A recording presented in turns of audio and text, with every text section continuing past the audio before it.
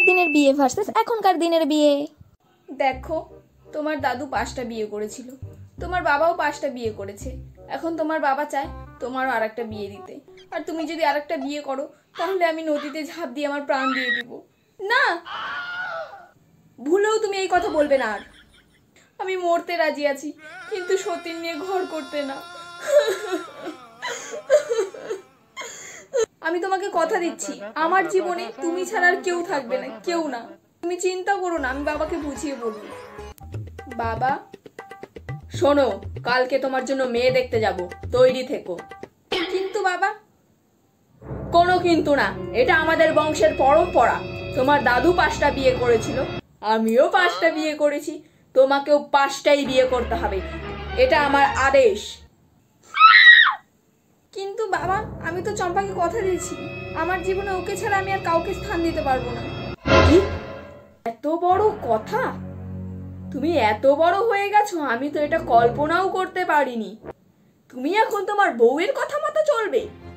বেশ, তাই যদি হয় আমিও মনে করবো আমার কোনো ছেলে ছিল না আর নেই। তুমি আর তোমার বউ এক্ষুনি আমার বাড়ি থেকে বেরিয়ে যাবে। ঠিক আছে বাবা। আজকের পর থেকে আমার জীবনে আর কোনো বাধা থাকবে না। এই বুড়োটার সাথে থাকতে থাকতে আমার জীবনটা ঝান্ড হয়ে গেল, আর এখন ওর সম্পত্তি সব আমার নামে। আমার বয়ফ্রেন্ডকে একটা ফোন করি। হ্যালো।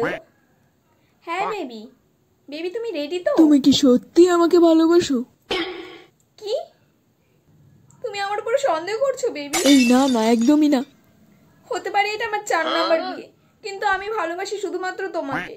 এই বুড়োটাকে তো আমি বিয়ে করতেই চাইনি, আমার বাড়ির লোক জোর জবরদস্তি এর সাথে আমার বিয়ে দিয়ে দিয়েছে। তুমি চিন্তা করো না বেবি, এর সব সম্পত্তি আমি আমার নামে লিখিয়ে নিয়েছি। এখন শুধুমাত্র তুমি আর আমি, আমাদের মাঝখানে আর কেউ আসতে পারবে না বেবি, কেউ না। A few moments later. আমার টাকাও গেল, বউও গেল।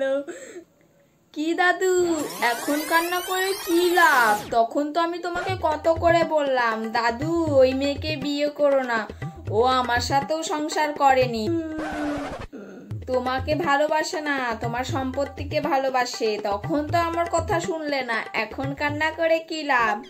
এখন তো তোমার বউও গেল, টাকাও গেল, দাদু তো প প প প প হয়ে গেল।